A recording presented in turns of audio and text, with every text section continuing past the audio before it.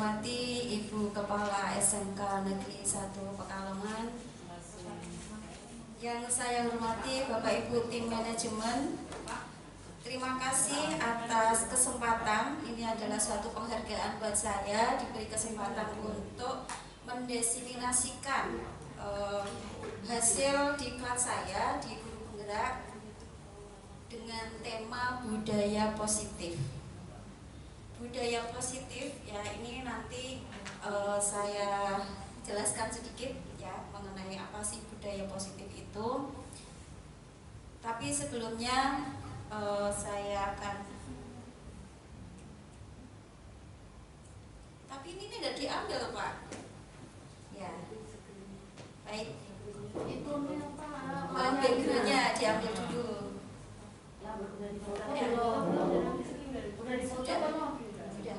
Jadi di dalam Guru Penggerak ini kita awal, ini kan baru modul 1 ya, awal pembelajaran dari kami ada materi tentang budaya positif. Nah, yang mendasari adanya budaya positif ya, itu adalah yang pertama filosofi pendidikan menurut Ki Hajar Dewantara.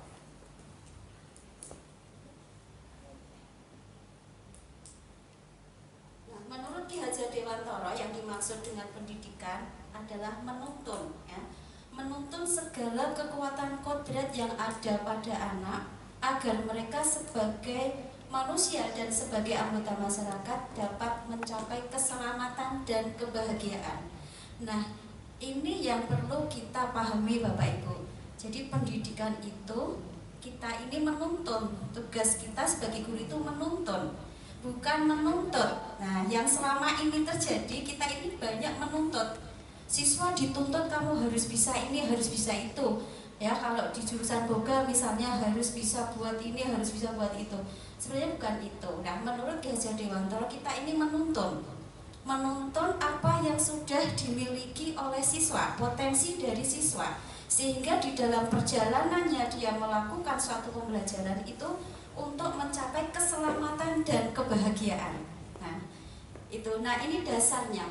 Nah, dasar pemikiran dari Ki Hajar Dewantara mengenai pendidikan ini ada konsep mengenai kodrat keadaan. Jadi kita melihat kodrat keadaan anak. Ya, kodrat keadaan itu ada dua, yaitu kodrat alam dan kodrat zaman. Kodrat alam itu apa? Bahwa kehidupan anak itu dipengaruhi oleh budaya dia sehari-hari, sesuai dengan lingkungan hidupnya. Nah, misalnya anak yang hidup di lingkungan pedesaan dan anak yang hidup di lingkungan perkotaan ini akan memiliki budaya yang berbeda. Nah, sehingga kita di dalam mengajar membedakan anak termasuk budaya dia sehari-hari. Nah, kemudian kodrat zaman. Kodrat zaman ini, zaman anak yang kita ajar sekarang itu berbeda dengan zaman kita. Kalau dulu kita belajar, gurunya menggunakan kapur, papan tulis warna hitam. Siswanya menulis di buku tulis, harus duduk diam, anteng seperti itu. Sekarang tidak. Anak sekarang kalau disuruh seperti itu tidak bisa, karena zamannya berbeda. Sekarang zamannya zaman gadget, serba teknologi, maka kita sebagai guru pun harus menyesuaikan kondisi zamannya. Jadi kita memanfaatkan gadget, misalnya memanfaatkan smartphone. Nah, ini salah satu cara kita menghargai kodrat zaman anak. Nah, kemudian yang kedua, trikon. Nah, trikon ya, trikon itu kontinuitas, konvergensi, dan konsentris. Jadi di dalam pembelajaran ini atau pendidikan itu dilakukan secara kontinu, terus menerus. Ya. Kemudian konvergensi ini juga menghargai adanya perbedaan, dan konsentris ini harus selalu konsentris ya. Ya. Harus selalu ada terarah gitu, ada tujuan yang akan dicapai oleh anak tersebut. Nah, kemudian menggunakan sistem Among. Sistem Among ini kita sebagai guru ibaratnya sebagai petani. Nah, diri itu sebagai petani. Apa maksudnya? Nah, petani itu menanam biji, akan tumbuh tanaman sesuai dengan biji yang kita tanam. Nah, tidak mungkin kita menanam padi tumbuh rumput suketeki ya, katanya Bu ini suketeki ya. Itu mungkin ada tapi efek sampingnya ya Bu ini ya. Yang jelas tumbuhnya pasti padi. Nah, agar padi ini tumbuh dengan baik, maka harus kita apakan Bu? Dipupuk, terus dirawat, disiram, dikasih air ya Bu Yuyum ya, ada pengairan. Nah, itulah kita sebagai sistem amon. Oke. Sistem amonnya di situ. Kalau bahasa Jawa kita ngomong, ya kita ngomong. Guru itu ngomong, ya. Ini di dalam sistem amon seperti itu. Ya. Kemudian yang keempat, ing ngarsa song tulodo, ing madya mangunkarsa, tuturi handayani. Kalau ini saya kira Bapak Ibu semua sudah tahu bahwa kita sebagai guru memberikan suri tauladan, memberikan contoh yang baik, kemudian ing madya mangunkarsa mampu menumbuhkan motivasi, ya, motivasi kepada siswa kita, dan tuturi handayani, ya, dari belakang kita tetap mendukung, ya, mendukung apa yang menjadi potensi dari siswa kita. Nah, dengan adanya landasan tadi, maka kita hendaknya merubah paradigma pembelajaran kita yang semula dilakukan dengan teaching center, nah, diubah menjadi student center. Jadi berpusat pada siswa. Nah, kalau paradigma lama kita mengajar murid mengikuti kita. Apa seakan-akan kita ini yang menentukan pembelajaran mereka. Tetapi di dalam paradigma baru ini menurut Ki Hajar Dewantara, kita yang menuntun, ya, menuntun ya tadi istilahnya menuntun atau mengikuti dari kehendak anak. Ada Ki Hajar Dewantara juga mengistilahkan menghamba pada murid. Nah, menghamba pada murid itu bukan berarti terus kita manut aja apa yang diinginkan murid, itu tidak. Ya, tetapi di sini fungsi kita adalah menuntun tadi. Ya, menghamba pada murid ini berarti kita menuruti apa yang menjadi potensi dari murid kita. Ngaten nggih, Bapak Ibu. Nah, berikutnya kaitannya dengan budaya positif. Nah, sekarang budaya positif itu apa? Nah, budaya positif adalah perwujudan dari nilai-nilai atau keyakinan universal yang diterapkan oleh sekolah. Bapak Ibu, kalau kita lihat di pembelajaran kita seringkali, ya saya sendiri kalau mengajar, kok siswa ada yang mengantuk di kelas, ada yang cerita sendiri, kemudian tidak mengerjakan tugas. Nah, ini bukan berarti siswa itu tidak mematuhi apa yang kita inginkan, apa atau yang kita harapkan. Nah, agar siswa itu mau melaksanakan apa yang menjadi aturan di sekolah kita atau di kelas kita, maka perlu diterapkan budaya positif. Nah, di sini diartikan budaya positif itu nilai-nilai, perwujudan dari nilai-nilai. Ya, nilai-nilai berdasarkan pada keyakinan mereka, keyakinan dari murid itu. Jadi agar bisa menerapkan budaya positif, maka perlu kita gali dari siswa kita, dari murid kita, nilai apa yang ingin mereka terapkan. Nah, di dalam budaya positif ini cenderung nantinya ke arah disiplin, ya, disiplin positif dan menerapkan nilai-nilai kebajikan. Nah, nilai-nilai kebajikan kita akan berharap di dalam pembelajaran kita siswa disiplin, masuk kelas tepat waktu, mengerjakan tugas dan sebagainya. Tetapi selain itu kita juga menginginkan agar anak sopan, anak memiliki karakter religius, anak memiliki sikap tanggung jawab, dia dermawan dan sebagainya. Nah, di sini Bapak Ibu menurut Ibu Primary di dalam bukunya ini, sikap murid, toleransi, rasa hormat dan sebagainya itu merupakan sikap atau karakter yang kita harapkan dapat tercapai di dalam pembelajaran kita. Saya yakin meskipun Bapak Ibu bukan guru PPKN ya, ataupun bukan guru agama, pasti menginginkan murid-muridnya di kelas itu memiliki sopan, ya kan, memiliki rasa hormat kepada guru, membantu, suka membantu, intinya memiliki nilai-nilai kebajikan universal. Nah, ini yang perlu kita bangun Bapak Ibu dari anak-anak kita.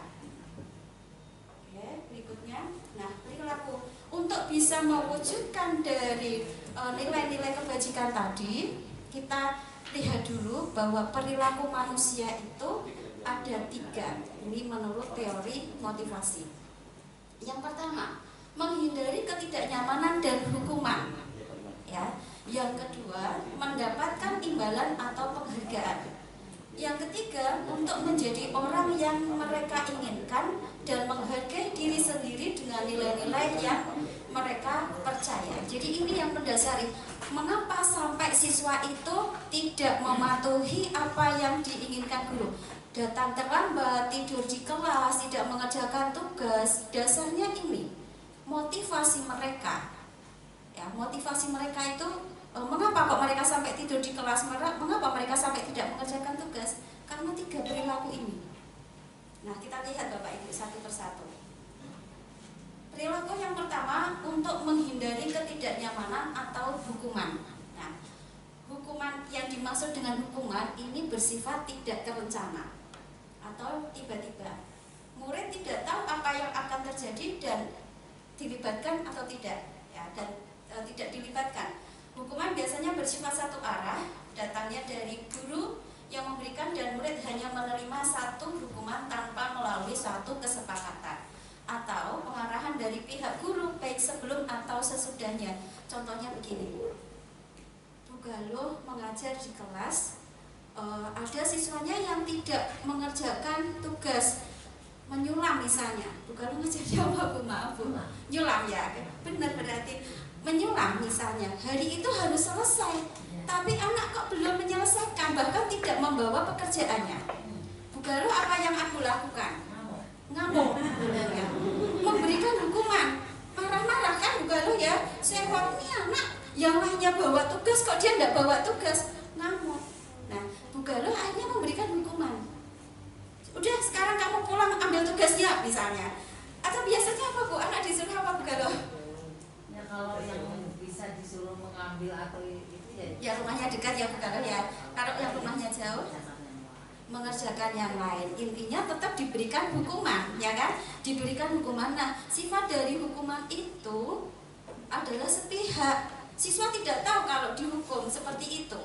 Dan itu yang memberikan guru tanpa Bu Galuh memberi kesempatan, kesepakatan kepada siswa. Ya, kesepakatan. Nah, itu sehingga iya, mau apa? Bisa, ya. Tetapi intinya di situ tetap memberikan sanksi, ya kan? Adanya sanksi. Atau kalau di tingkat sekolah misalnya ada siswa yang datang terlambat itu di depan, ya. Jam 7 masih pada jejer di luar. Terus diberikan sanksi oleh kesiswaan. Ya, disuruh nyapu, misalnya disuruh apa, itu bentuk hukuman. Dan apakah anak bisa menerima hukuman itu? Belum tentu. Dan saya yakin tidak. Karena apa? Dalam hati kecil mereka pasti ada rasa kemarahan. Saya kok dimarahi sama Bu Galuh?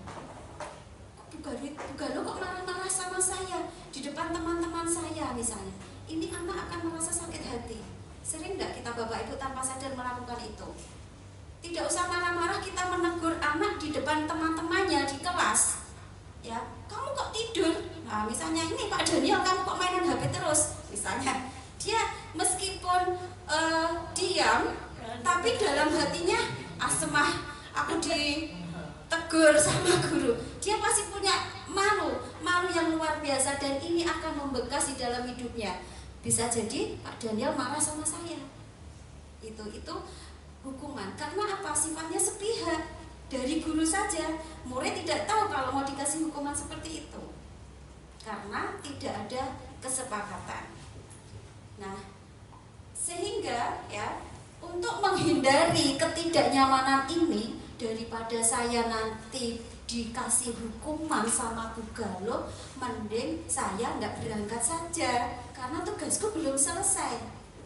Nah, dia mencari aman, karena kalau dikasih hukuman tidak nyaman, ya dia merasa tidak nyaman, akhirnya dia atau kalau tidak, daripada saya nanti dikasih hukuman, saya berangkat dulu tak kerjakan di sekolah sak rampungnya misalnya.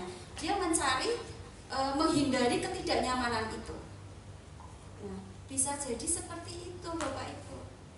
Nah, itu ya motivasi yang pertama. Yang kedua adalah untuk mendapatkan imbalan atau penghargaan. Pernahkah Bapak Ibu di kelas memberikan reward kepada siswa? Misalnya siswa yang mendapatkan nilai bagus nanti akan dikasih hadiah. Pernah ya? Bu Titi kasih apa Bu Titi? Kasih coklat. Kasih ya, pokoknya ngasih sesuatu ya, memberikan sesuatu sebagai bentuk penghargaan. Ayo nanti tak traktir. Nah, ini bagus untuk memotivasi anak, tetapi apa yang dia lakukan itu bukan dari keinginan dia yang mendasar, tetapi karena ingin mendapatkan imbalan. Nah itu, seperti kita hanya guru mangkatnya gasik kan Bu ya, absennya ben cepat, terus tidak terlambat ya Bu Emi ya. Itu karena apa Bu Emi kok bisa mangkat gasik ben ora terlambat, sebabnya apa Bu Emi? Masalah ya tidak masalah. Nah itu menghindari ketidaknyamanan. Daripada aku diundang Bu Isni ditegur karena terlambat, atau daripada saya nanti dapat peringatan dari BKD. Nah itu artinya kita melakukan sesuatu, motivasi kita melakukan sesuatu, berangkat gasik ya Bu Emi, untuk menghindari ketidaknyamanan atau menghindari hukuman. Nah benar Bu Emi, kita merasakan itu. Nah ini kita juga untuk mendapatkan penghargaan. Ternyata pada saat kita memberikan reward ke siswa, ini bukan menyelesaikan masalah agar siswa itu mau belajar dengan baik.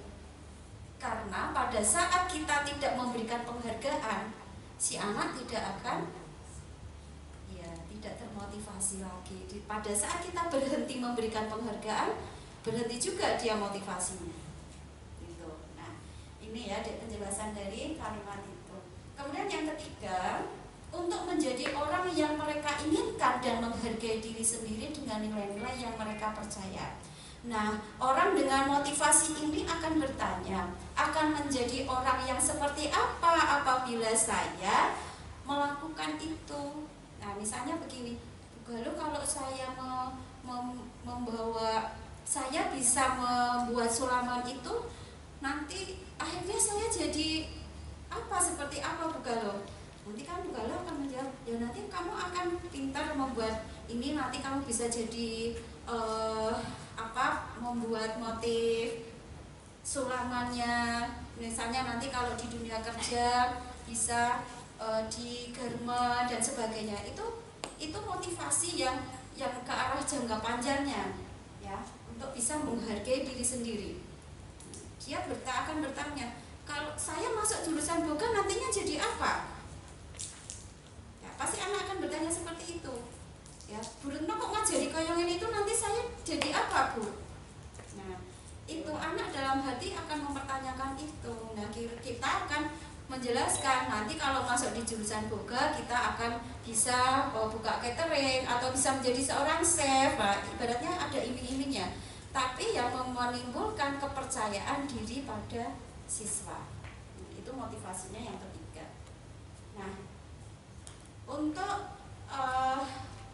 mereka melakukannya karena mereka ingin menjadi orang yang melakukan nilai-nilai yang mereka yakini tersebut. Ini adalah motivasi yang akan membuat seseorang memiliki disiplin positif. Karena motivasi berperilakunya bersifat internal, bukan eksternal. Kalau tadi yang pertama dan yang kedua itu eksternal. Nah, yang ketiga ini adalah motivasi internal, datangnya dari diri. Karena saya itu cita-cita saya ingin seperti Dian Pelangi, maka saya masuk jurusan busana. Nah, itu namanya motivasi internal. Nah, sehingga jika anak sudah memiliki motivasi internal seperti ini, dia akan belajarnya itu lebih baik.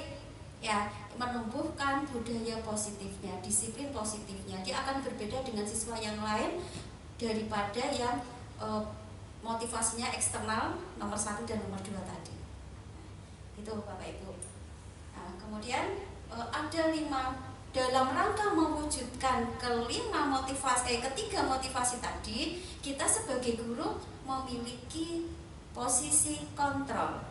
Ya, posisi kontrol menurut teorinya William Glasser ada 5 posisi kontrol kita sebagai guru. Yang pertama adalah penghukum. Yang kedua, pembuat merasa bersalah. Yang ketiga, guru juga bisa berperan sebagai teman. Yang keempat, sebagai pemantau. Dan yang kelima, sebagai manajer. Kira-kira yang paling baik yang mana? Sebagai teman. Ya, kita lihat. Ini sebenarnya sudah kita lakukan semua. Ya. Seorang penghukum, ini posisi sebagai penghukum, ya, seorang penghukum ini bisa menggunakan hukuman fisik ataupun verbal. Ya. Kemudian orang-orang yang menjalankan posisi penghukum senantiasa mengatakan bahwa sekolah memerlukan sistem atau alat. Misalnya begini, di sekolah kita kalau ada siswa yang terlambat atau di kelas Bapak Ibu, kalau ada siswa yang masuk kelasnya terlambat atau tidak mengerjakan tugas, apa yang akan Bapak Ibu lakukan? Tadi memberikan hukuman. Nah, untuk menghukum itu pasti punya alat. Apa ya yang akan saya lakukan untuk menghukum anak?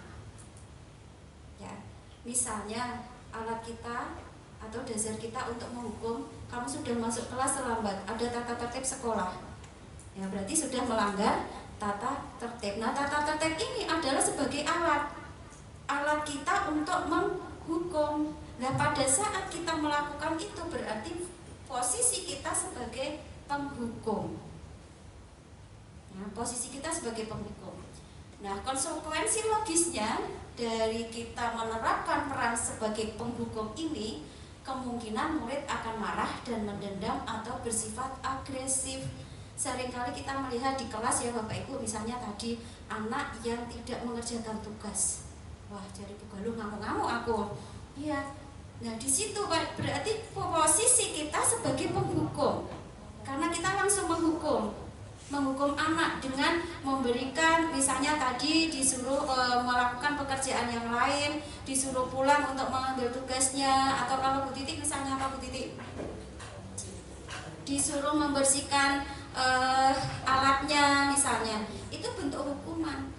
Nah, bisa jadi anak yang diperlakukan seperti itu, apalagi kalau kita memberikannya dengan nada tinggi, ya, dengan marah-marah, maka anak itu akan menjadi dendam kepada kita. Ya, itu konsekuensinya. Kita nggak sadar.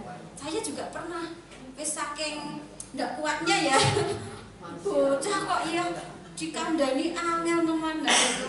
Kita nggak sengaja kan, spontanitas ya, bukan spontanitas marah itu kan spontan. Nah, itu ini ternyata melukai hati anak. Nah, itu ciri dari penghukum adalah nada suaranya tinggi. Nah, kemudian bahasa tubuh sambil melotot, nuding-nuding, ya kan, kita kadang kayak gitu ya. Apalagi zaman dulu itu guru nggak mau cuding, penggaris itu sih ya. Saya dulu ingat sekali guru Kim Bian senangnya bawa cuding gitu ya Bu Yuli. Penggaris kayu, ya penggaris kayu, ayo karo ini.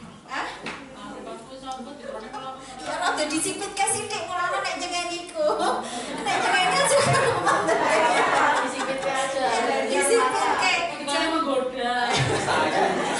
Ya aja kedip-kedip tapi kedip-kedip menggoda. Nah itu ya. Nah itu sambil menunjuk-nunjuk jari kamu itu loh. Nah, itu kita melakukannya dengan tidak sadar tapi sering ya. Sering tapi kita nggak sadar, memang nggak sadar, dan itu ternyata melukai hati siswa kita. Iya pancen Bu Esti saking gemes ya, gemes karena anak iya nggak sadar, sampai tadi nggak sadar ya, nggak sadar itu kan nuding-nuding Bu Emi sing saka yo kuwi ya. Nah ini berarti pada saat itu posisi kita sebagai penghukum ya, posisi penghukum. Nah Kemudian posisi kontrol membuat rasa bersalah. Nah, ini lebih halus, ya lebih halus. Nah, pada posisi ini biasanya guru atau orang tua akan bersuara lebih lembut, ya lebih halus. Pembuat rasa bersalah akan menggunakan keheningan, yang membuat orang lain merasa tidak nyaman. Menang, halus tapi menyakitkan. Nah ini tidak nyaman, rasa bersalah atau rendah diri. Kata-katanya, ini ciri-cirinya biasanya Bapak sangat kecewa sekali dengan kamu. Nah ini sih kamu Pak Kunto nih iki. Berapa kali Bapak harus memberitahu kamu ya? Atau enggak, Ibu Ki wis ngeleki berkali-kali tapi yo kamu kok masih tetap seperti itu. Wis kudu ping pira meneh Ibu le ngandani. Misalnya kan seperti itu ya Bu ya. Cok keluar kata-kata seperti itu. Nah, itu berarti posisi kita sebagai pembuat rasa bersalah. Karena apa? Pada saat kita mengungkapkan kata-kata itu, anak kan langsung menang, kan? Langsung diam. Tapi dalam hatinya dia, ya Allah Gusti, jebule aku ki salah ya. Dia merasa dirinya bersalah. Nah, di posisi ini murid akan memiliki penilaian diri yang buruk tentang dirinya. Aku kok jebule biang apa ya? Biang keributan, biang kesalahan. Apalagi kalau di kelas, ya kadang saya di kelas itu gini, jangan kok hari ini nampak ramai banget. Ya Bu, kan ada itu. Nah, kita tidak sadar pada saat mungkin anak tertentu memang suka ini vokal, dia banyak bicara gitu ya, banyak wah kesana kemari, meskipun dalam aja kan ada juga anak yang seperti itu. Nah ini kita juga tidak sadar bocah kok nih ono kue mesti kelasnya rame. Nah, kalau ada kamu kok kelas jadi rame. Nah itu kalau menurut kita biasa saja, tetapi sebenarnya bagi siswa itu menyakitkan. Berarti saya ini biang kerongnya, biang keributan di kelas ini. Nah itu Bapak Ibu, jadi itu posisi kita sebagai pembuat rasa bersalah. Memang anaknya langsung diam, mengkerut gitu ya. Karena apa? Dia itu memiliki rasa bersalah. Nah ini, dan ciri khas dari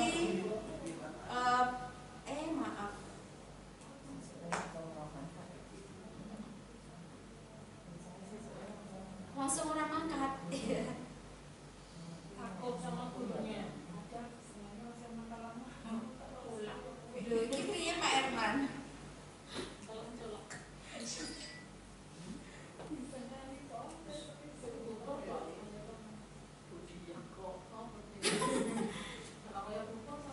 Iya, udah.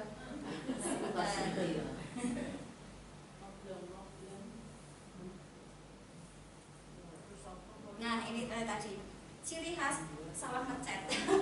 Langsung lain. Nah ciri khas pembuat rasa bersalah ini adalah nada suara memelas. Wah katanya gurunya halus boleh menyakitkan gitu kata-katanya ya. Bahasa tubuhnya merapat pada anak. Konsekuensi logis dari akibat penerapan peran kontrol pembuat rasa bersalah adalah murid akan merasa bersalah. Nah itu halus kita gurunya halus ya ngomongnya, tapi ternyata ya menusuk. Iya, Bapak Jarum, Bapak Gunting. Oke, nah ini posisi kontrol sebagai teman seperti yang disampaikan Bu Titi tadi ya. Kapan kita berfungsi memposisikan diri sebagai teman?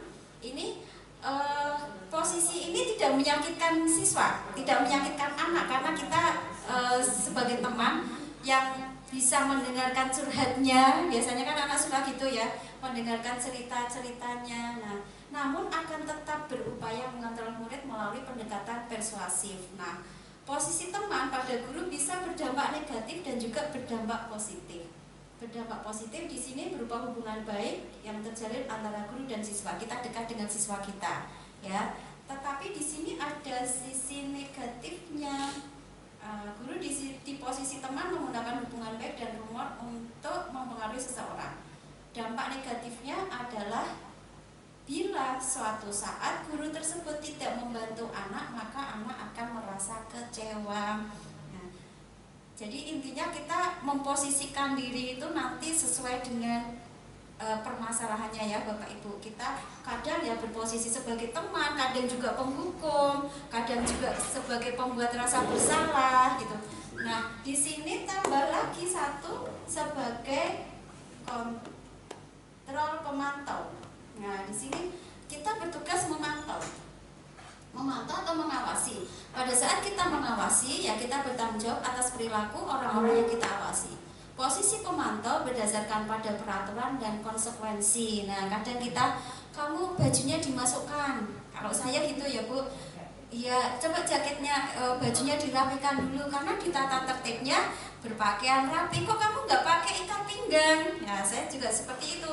Itu posisi kita sebagai memantau aturan ya, sesuai dengan aturan agar anak berpakaian rapi ya, sesuai dengan tata tertib sekolah.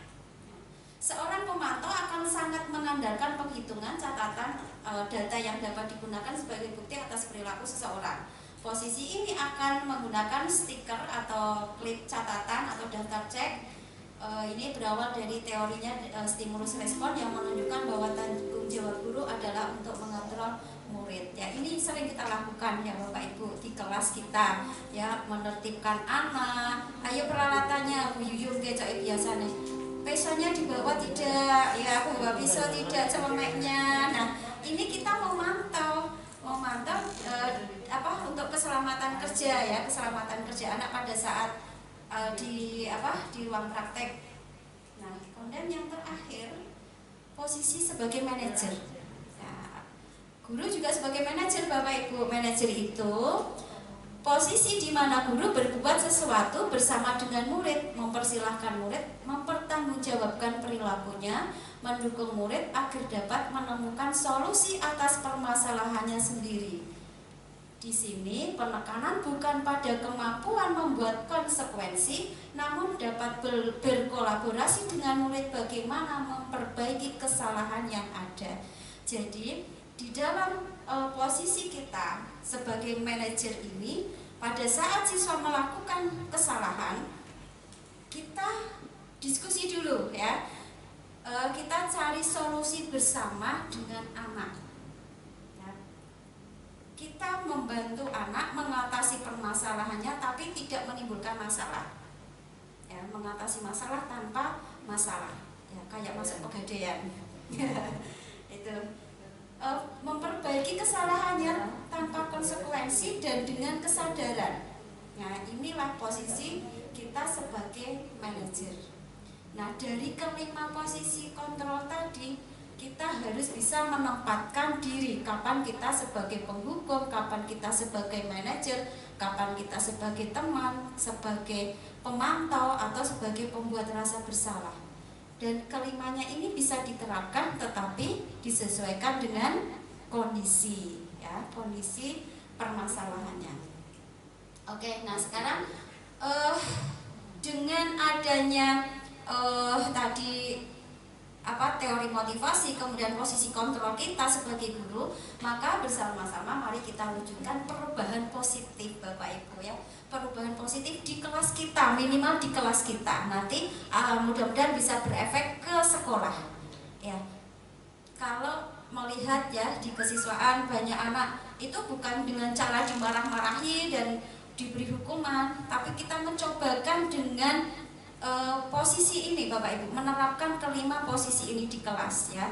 Nah, ini contohnya. Oke. Hukuman, konsekuensi, dan restitusi. Apa sih bedanya hukuman? Kenapa di sini perlu hukuman? Hukuman itu juga perlu, ya. Konsekuensi juga perlu, restitusi juga perlu. Pernah mendengar Bapak Ibu restitusi? Bukan restitusi ya, prostitusi, tapi restitusi. Nah, di dalam menjalankan peraturan atau keyakinan kelas ya, bila mana ada satu pelanggaran tentunya sesuatu harus terjadi. Untuk itu perlu meninjau ulang tindakan penegakan peraturan atau keyakinan kelas sekolah selama ini. Nah, tindakan terhadap suatu pelanggaran pada umumnya berbentuk hukuman, konsekuensi, atau restitusi. Yang sering kita lakukan apabila ada pelanggaran terhadap aturan, maka kita langsung memberikan hukuman.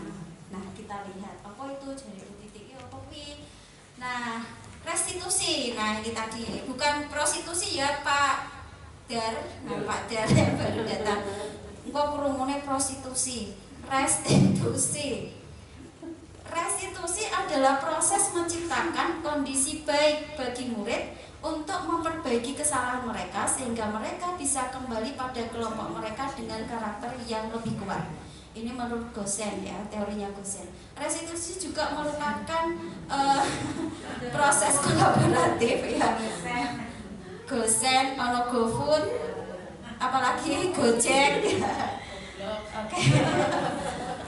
Proses kolaboratif yang mengajarkan murid untuk mencari solusi atau masalah mereka dan membantu murid berpikir tentang orang seperti apa yang mereka inginkan dan bagaimana mereka harus memperlakukan orang lain.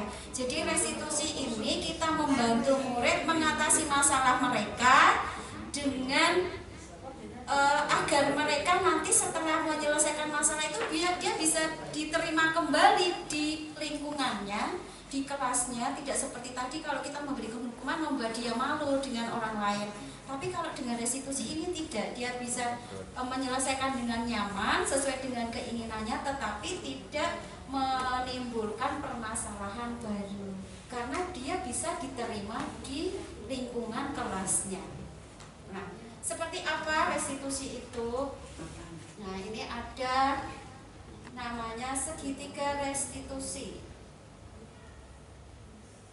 Kok senangnya cepat teman? Nah, langkahnya ini. Yang pertama, langkah pertama yang harus kita lakukan adalah validasi tindakan yang salah. Validasi tindakan yang salah ini adalah memberikan pertanyaan-pertanyaan yang menggali hal-hal yang menjadi penyebab atau konsekuensi suatu kesalahan yang dilakukan. Misalnya tadi Bu Galo, anaknya nggak membawa tugasnya ya, ditanya dulu secara pribadi, kenapa kok tidak membawa tugas?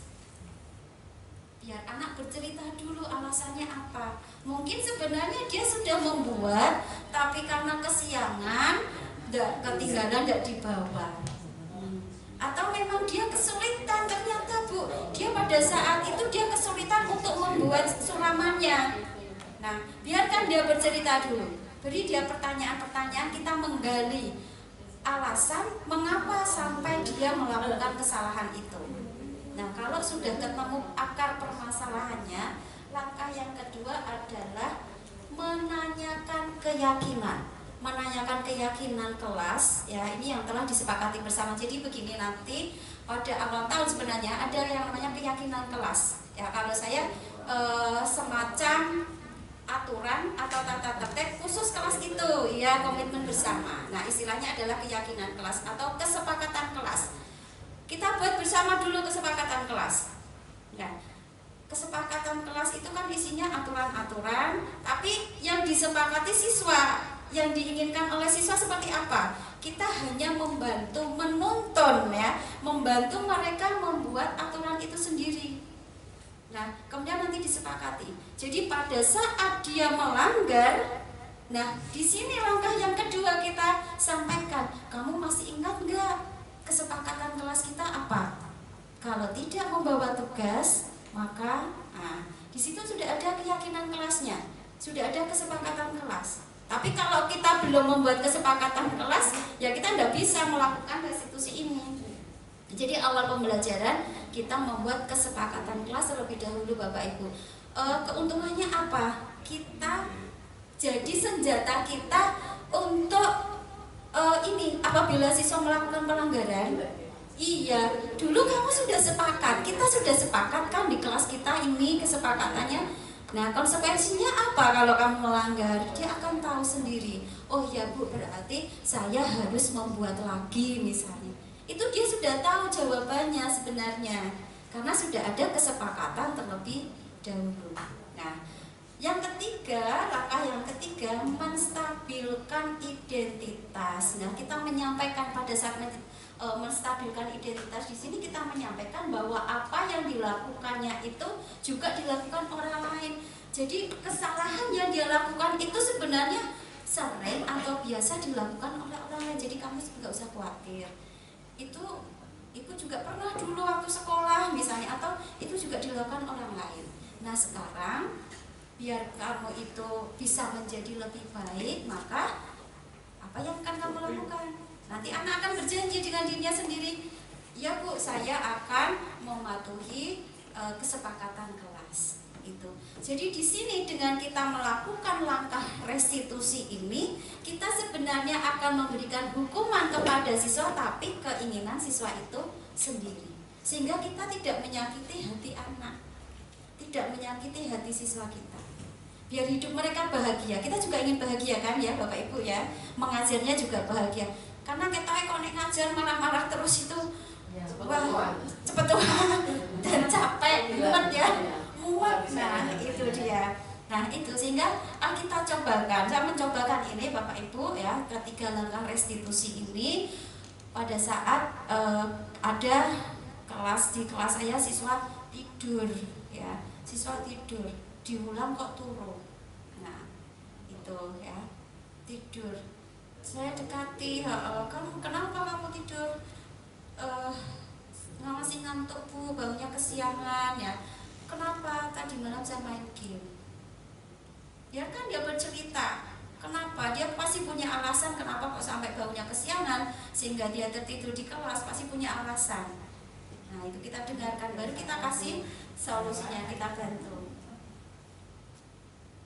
Nah ini aksi nyatanya. Oh rasa tak setelke ya videonya, ini sebenarnya video-video. Tapi bisa nggak usah, udah.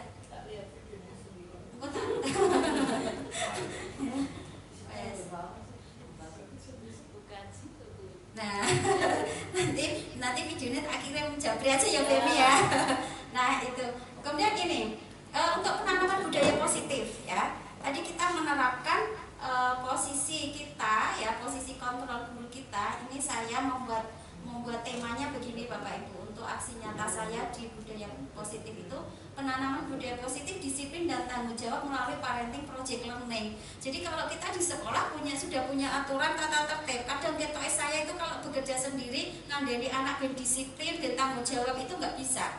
Maka saya melibatkan orang tua dengan kegiatan parenting. Lah sebenarnya kegiatan parenting ini bukan berarti saya mengundang orang tua, tapi saya minta anak melakukan apa yang kita terapkan di sekolah, coba kamu terapkan di rumah bersama dengan keluarga.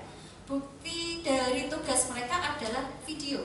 Divideokan, boleh di TikTok, boleh di video, snack video atau pakai apapun terserah ya. Nah ternyata, ya ini saya punya contoh ya untuk menerapkan budaya positif ini dengan kolaborasi orang tua. Tak setel ke Siti aja. Fotonya biar ada sedikit gambaran. Oh ini tugas siswa. Jadi kebetulan yang iki ya Pak. Saya mau keluar dari sini masuk ke proyek. Oh ini udah.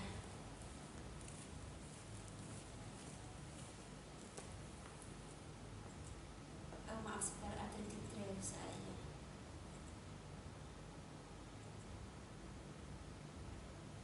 Ini yang buat anaknya Pak Cas. Jadi saya minta tolong Pak Cas, anak tak kasih tugas menerapkan disiplin di rumah, kolaborasi dengan orang tua. Nah kok jadinya seperti ini? Ini saya jadikan contoh karena saya lihat yang paling bagus ya dari hasil yang lain. Kok nggak bisa ya Pak? Oh wifi-nya iya. Boleh Bapak Ibu sambil bertanya.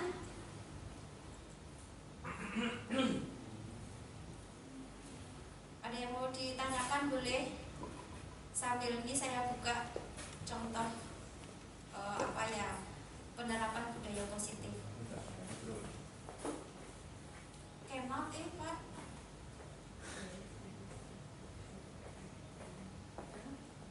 Kan izin panitia. Tapi itu mana?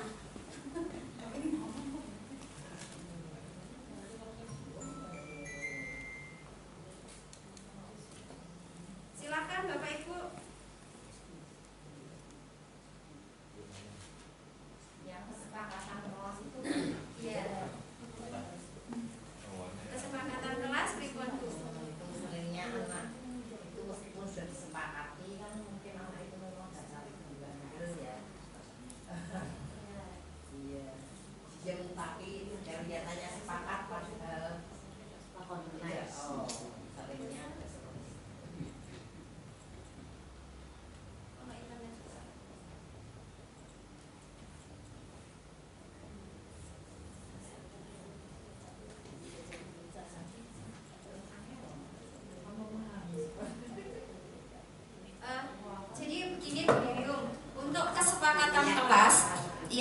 kesepakatan kelas yang saya lakukan itu, jadi anak membuat aturannya sendiri. Ini ada videonya.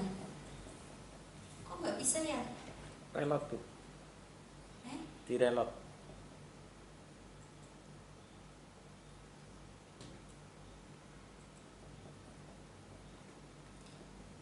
Jadi anak membuat kesepakatan sendiri dan setiap saat kita bisa mengingatkan ke kelas kita, ke siswa, kesepakatannya. Jadi kalau saya awal pembelajaran saya ingatkan, Mas ingat nggak kesepakatan kelas kita apa? Nanti anak ini Bu, nanti ini. Oke. Nah, jadi kita mengingatkan itu setiap masuk kelas atau berapa kali pertemuan sekali gitu, misalnya sebulan sekali kita ingatkan. Terutama kalau ada anak yang melanggar budaya.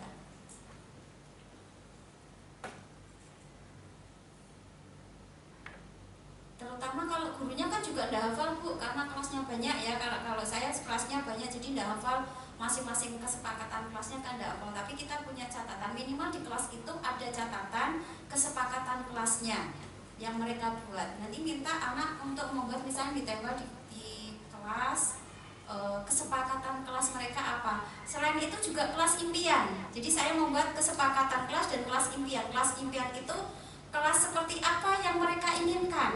Ya, di 10 kuliner itu ditulis kelasnya berprestasi Bu, harus ada satu anak yang berprestasi, entah itu di Popdan, TK apa, ya ditulis. Terus kita pingin kelasnya nggak berisik Bu, ya silakan ditulis gitu. Jadi yang mereka impikan apa sih keinginan mereka, bayangannya apa kelas yang mereka harapkan itu ada.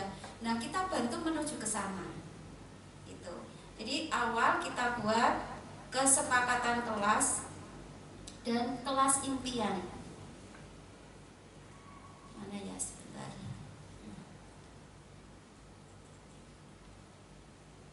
Ini foto ya. Nah ini pada saat proses, jadi saya ada 2 kertas, yang kuning ini untuk kesepakatan kelas, yang merah untuk kelas impian. Jadi mereka semua siswa menulis sendiri kesepakatan kelasnya apa.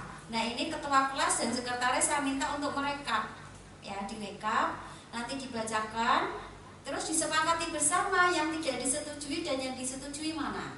Jadi itu atas keinginan mereka sendiri, saya hanya melihat saja dan mengarahkan, kalian buat ya impian itu ya impian yang baik-baik. Malah ada yang nyeleneh, ditulis banyak jam kosnya.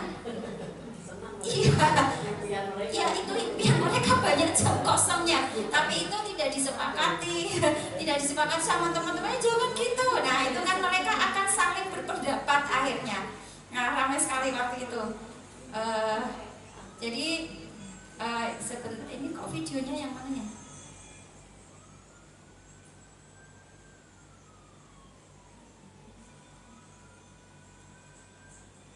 Video contoh tadi saya kasih contoh yang budaya positif kaitannya dengan yang di rumah, kolaborasi.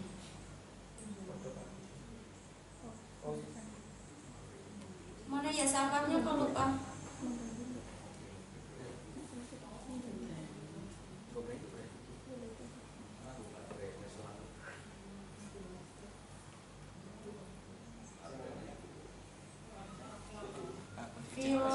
Panitianya menjalan.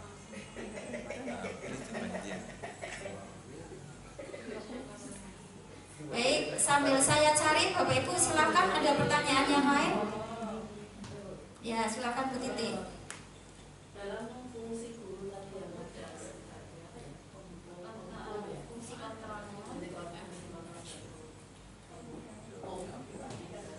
Tapi kadang kita tanpa sadar tadi ada yang fungsi sehingga mengapa membuat anak itu dan sambut bagaimana untuk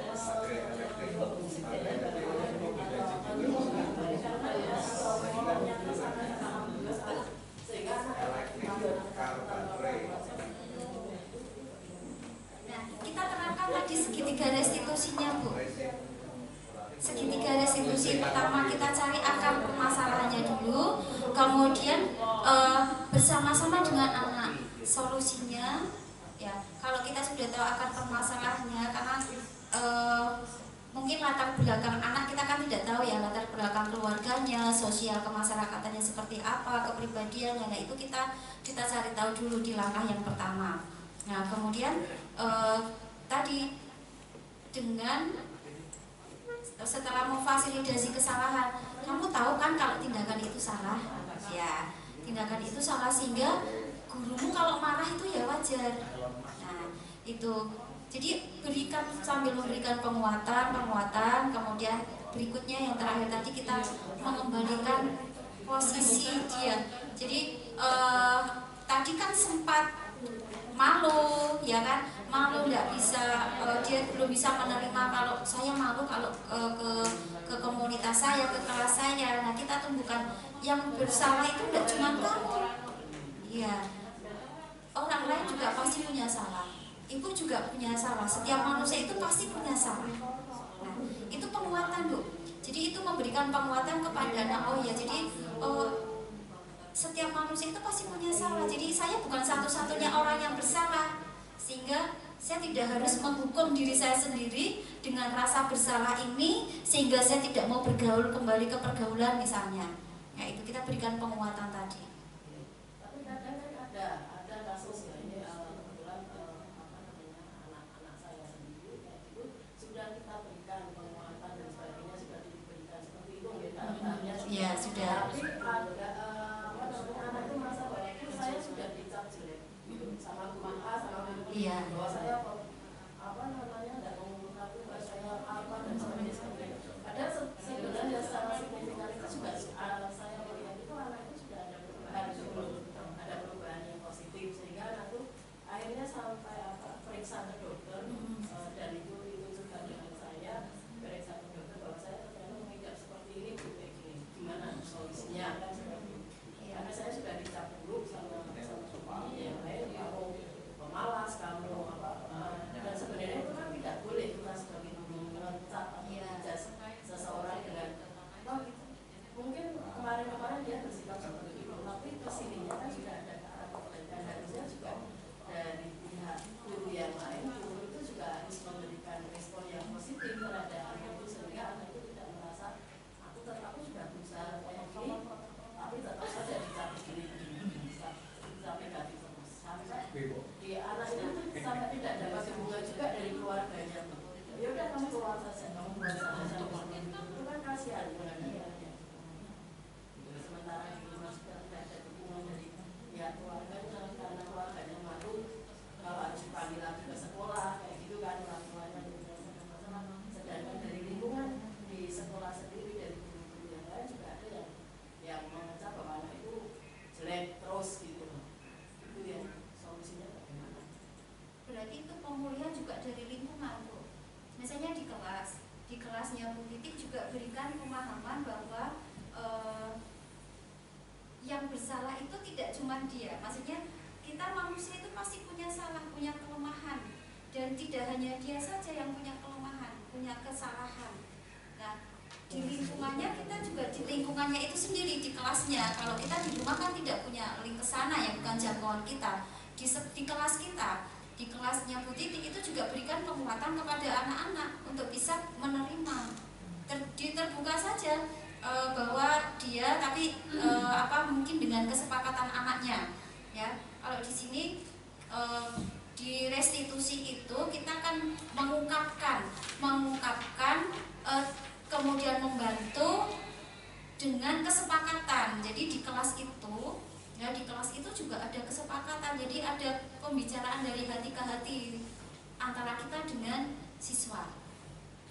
Jadi pada saat kita sudah pemulihan ke anak itu, misalnya anak itu sudah kita berikan penguatan tadi ya, nah tinggal ke kelasnya, ya, di komunitas dia.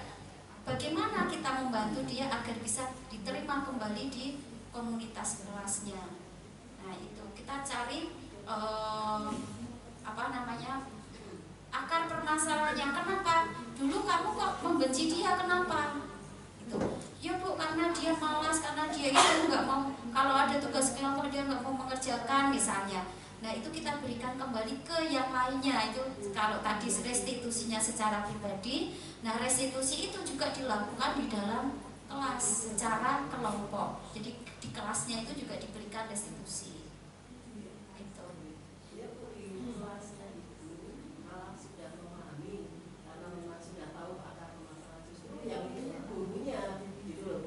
Nah, itu kan susah ya kalau Iya, itu sudah guru itu kan susah. Iya.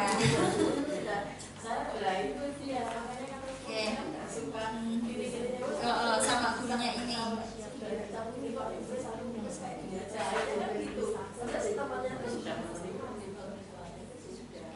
Berarti mungkin perlu pendekatannya lebih luas lagi, Bu. Itu sudah ranahnya sekolah, bukan lagi di ranahnya kelasnya Bu Titi lagi, tapi itu sudah ranah sekolah. Nah maka Bu Titi bekerja sama dengan sekolah untuk mengatasi, karena yang mengajar di kelas itu kan dengan cuma satu orang ya, banyak orang. Nah sehingga di sini perlu Bu Titi mungkin menyampaikan ke sekolah dan bagaimana tindakan sekolah terutama terhadap anak. Nah ini pentingnya restitusi pemahaman kepada semua guru ya. Jadi mudah-mudahan dengan apa yang saya sampaikan ini dapat bermanfaat ya untuk Bapak Ibu, sekedar berbagi, memberikan sedikit ilmu pengetahuan baru. Ini kayak saya juga dapat baru ya, bagaimana cara mengatasi anak, sehingga nanti di tingkat sekolah pun, apalagi ini Bapak Ibu semua tim manajemen kan, yang punya kebijakan, yang punya kewenangan di sekolah, ini bisa mengambil suatu kebijakan bagaimana mengatasi permasalahan-permasalahan seperti itu. Karena itu ranahnya sudah tingkat sekolah Bu Titi, bukan lagi di kelasnya Bu Titi saja, karena menyangkut semua guru yang mengajar di kelas itu. Mungkin ini nanti dengan kurikulum ya, dengan Pak Kunto bagaimana cara mengatasinya. Intinya di tim manajemen yang bisa mengatasi ya. Dengan restitusi tadi, restitusi tidak hanya di secara individual tapi juga di kelompok, bahkan di sekolah. Kesepakatan kelas, kalau di kelas namanya kesepakatan kelas, kalau di tingkat sekolah namanya kesepakatan sekolah. Nah itu baik, terima kasih Bu Titi ya. Masih ada lagi? Ada. Oh iya satu lagi ya. Terima kasih Bu Galo. Di stop sih. Terima kasih atas waktunya. Saya tertarik dia dari judulnya tadi juga itu ya, budaya positif. Iya. Sayangnya kita nggak semua guru ya yang bisa mendengarkan ini. Ini adalah imbas dari dia sebagai guru penggerak yang mana ke depannya itu harus bisa mungkin merubah situasi guru-guru dengan pola pembelajarannya yang lama seperti itu. Untuk anak bersalah dan dihukum itu memang budayanya sudah melekat banget ya. Guru menjadi seakan-akan di depan itu udah raja lah gitu, seperti itu. Padahal itu udah nggak zamannya kan tadi seperti itu. Lah ini kalau anak itu budaya di rumahnya mungkin yaitu yang dari bahasanya, dari sikapnya itu yang sekarpe seperti di rumahnya, karena orang tuh juga mungkin nggak kontrol ya. Itu di sana itu ada Bu yang seperti itu. Tidak hanya saya, ada beberapa guru itu kayak penilaiannya sama. Nah kita mencari solusinya itu anak ini harus didudukkan, harus diberi apa namanya budayanya yang baik itu seperti apa. Sementara ini kan kita juga baru diberikan ilmu yang seperti ini. Nah ini saya usul saja kalau bisa itu budaya positif ini biar semua guru itu ditulari seperti itu. Kemudian untuk tadi anak-anak yang bermasalah seperti itu, saya percaya ini BK juga nggak ada ya. Padahal BK itu banyak sekali permasalahan yang dihadapi itu dengan sikap-sikap anak yang seperti itu. Kadang karena saya ini bosan, udah banyak permasalahan, mungkin kadang Bu Epinya sendiri bahasanya itu keluarnya kan udah sakuannya kok gitu ya dengan anak-anak. Itu tadi aduh, kalau meruntut dari bahasanya Bu Dia tadi itu bagaimana kita sebagai seorang guru itu dengan begitunya menghargai nilai-nilai anak. Sementara kita sendiri kayaknya selalu bersalah gitu setelah dengan tahu seperti ini gitu. Nah ini kan perlu adanya kesepakatan bersama juga dengan budaya positif ini, karena tadi untuk tata tertib saja kan juga tidak bisa hanya 1-2 orang saja gitu maksudnya. Ini usulnya saya kalau bisa semua guru juga tahu dengan budaya positif ini, kemudian bagaimana